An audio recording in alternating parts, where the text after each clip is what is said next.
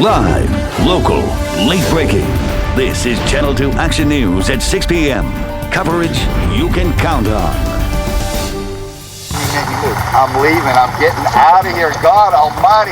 A Channel 2 exclusive video the public never has seen of murder suspect Gary Hilton caught camping illegally. And only on 2, the woman who led police to Hilton talks about past encounters with him.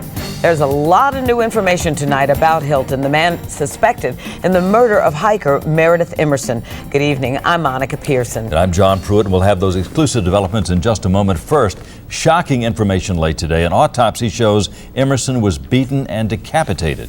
And we've also learned she may have been alive for 3 days after she disappeared. Channel 2's Ross Cavett beginning our live Team 2 coverage from Dawson County. Ross. John, Gary Hilton, who was in a courtroom up in Union County just yesterday, was moved here to Dawson County just hours after that autopsy was completed because they believe the murder happened here. And as you mentioned, they believe the murder happened 3 days after Meredith Emerson went missing. Those autopsy results painting a dark and disturbing picture of her death.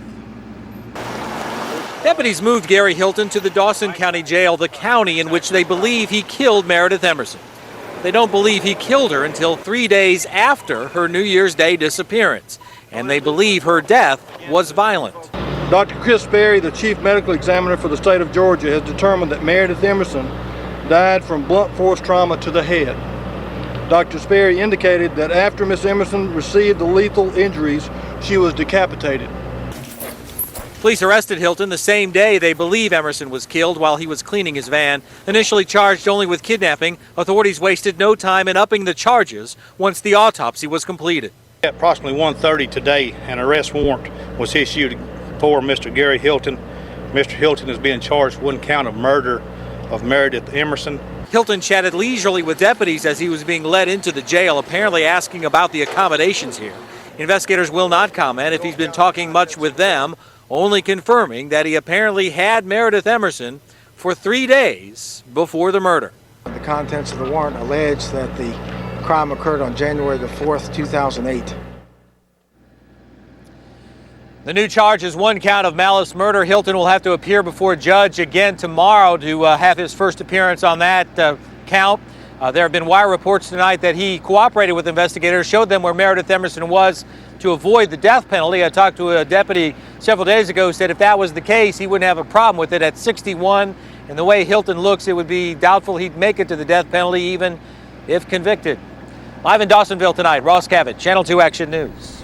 All new at 6 tonight, a chilling first-hand account from the woman who called 911 last Friday. She reported Gary Hilton was at a North DeKalb County gas station, where he was apprehended minutes later. Channel 2's investigative reporter Mark Winnie joins us now live with the exclusive interview. Mark.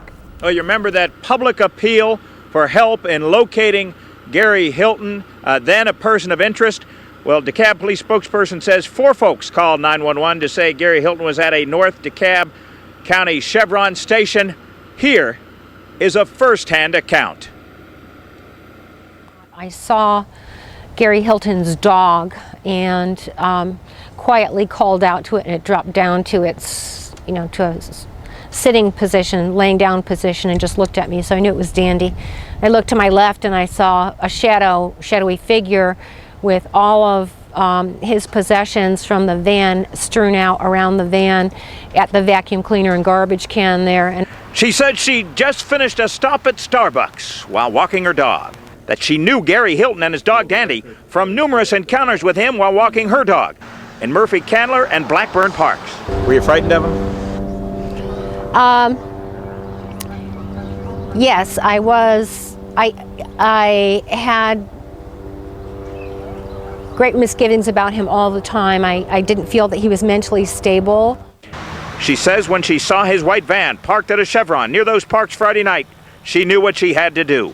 And I just immediately flipped through, a list of, what do I have to do so that I'm not slowed down in my reaction time here. And I thought the police are going to ask me about the license plate. She says she came up with a ruse to get somebody in the gas station vicinity to check the tags on the van. So then I ran down into Starbucks, borrowed a cell phone from somebody and called 911. She says she also got somebody else to call to make sure police responded in time. but doesn't think of herself as a heroine. Anyone who saw him, I'm certain, would have called the police or GBI. I just happened to be the person who saw him. In fact, we had to kind of convince her to do that interview. Didn't come across at all as someone seeking credit. We plan to continue our efforts to get hold of Gary Michael Hilton or his representative for his side of things. Reporting live near the Murphy-Candler Park, Mark Winnie, Channel 2 Action News. Now, all new at 6 tonight, you're about to see extraordinary video of kidnapping murder suspect Gary Michael Hilton. That video was shot 2.5 months ago when he was camping in Cherokee County. In the video, Hilton describes himself as a former paratrooper on perpetual maneuvers. Channel 2's Jeff Dorr has this exclusive videotape live at the Cherokee County Sheriff's Office in Canton. Jeff. When a sheriff's deputy talked with Hilton out in the woods on October 26th, he turned on his dashboard camera and microphone. You'll see him in camping clothes and a dark knit cap, and he is just downright chatty out in the woods. Hunting season had just started October 26th when Deputy Will Ballard went to a private hunting preserve to evict a trespassing camper. Can I get your ID real quick? Yeah, you sure can. The two talked for more than 20 minutes, during which Hilton was lively, animated, and very talkative. Cherokee County stores all the dash cam video, and when Hilton's name came up in the Meredith Emerson case, Deputy Ballard remembered it. It is some amazing video footage that is very clear and probably as good as anybody has at this point. Hilton said he was a former paratrooper. Just what I'm doing is now I'm just on perpetual field maneuvers. Hilton told the deputy hunters had warned him if he stayed there, he could get shot. I'm leaving. I'm getting out of here. God almighty. This is where Hilton was camped out down 2 miles of dirt roads. Deputy Ballard checked him out very carefully, at one point noticing his fanny pack and asking, "You got any weapons in it?" Absolutely not. I'm going to bring it to you. Okay. The deputy persisted. And Mr. Hilton says, "I've got an expandable baton there. Don't get nervous." Investigators found a baton near where Meredith Emerson disappeared. After the deputy ran Hilton's ID and found no wants on him, he let him drive off. Hey, I love you. Mr. Hilton, take care. Be safe. Now remember, investigators are also looking into whether Hilton could be a suspect in the disappearance of 2 hikers and a murder up in North Carolina.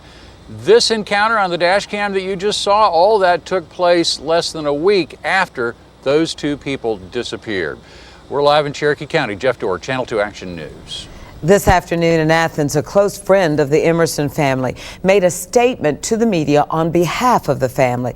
The family has not spoken publicly since Hilton led investigators to Meredith's body. Channel 2's Rachel Kim continues our live Team 2 coverage from Athens. Monica, it was a brief but heartfelt statement thanking a number of folks, including Union County authorities, the GBI, and the 60-plus agencies that were involved in the search and recovery of Meredith Emerson.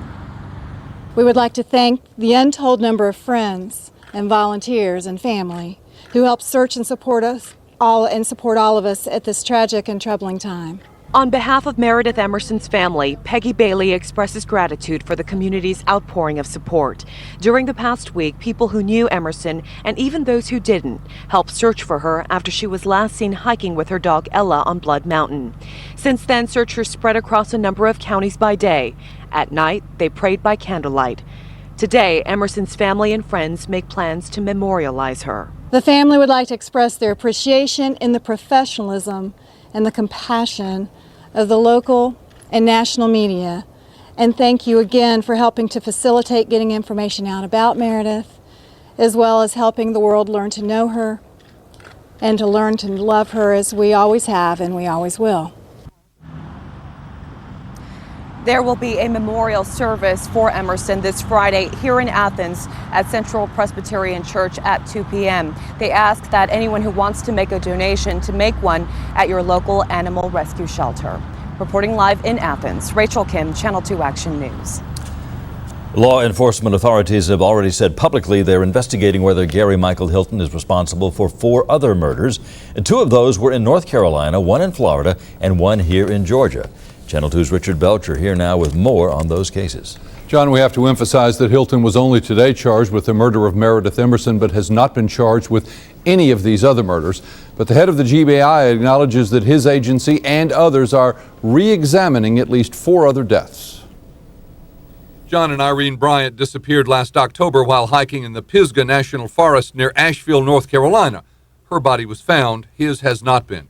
State and local authorities from North Carolina were at the GBI field office in White County yesterday.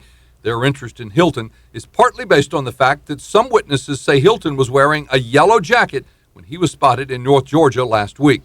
Authorities say this surveillance video shows a man in a yellow jacket trying to use the Bryant's ATM card. The second case was the death of 46-year-old Cheryl Dunlap in Appalachian National Forest near Tallahassee, Florida, last month. Her car was found with a flat tire 2 weeks later. The other Georgia case is that of Patrice Indris, who disappeared from her Forsyth County beauty shop in April of 2004. Her body was found in late 2005 behind a church in Dawsonville. That site is close to the area where authorities recovered Meredith Emerson's body yesterday evening.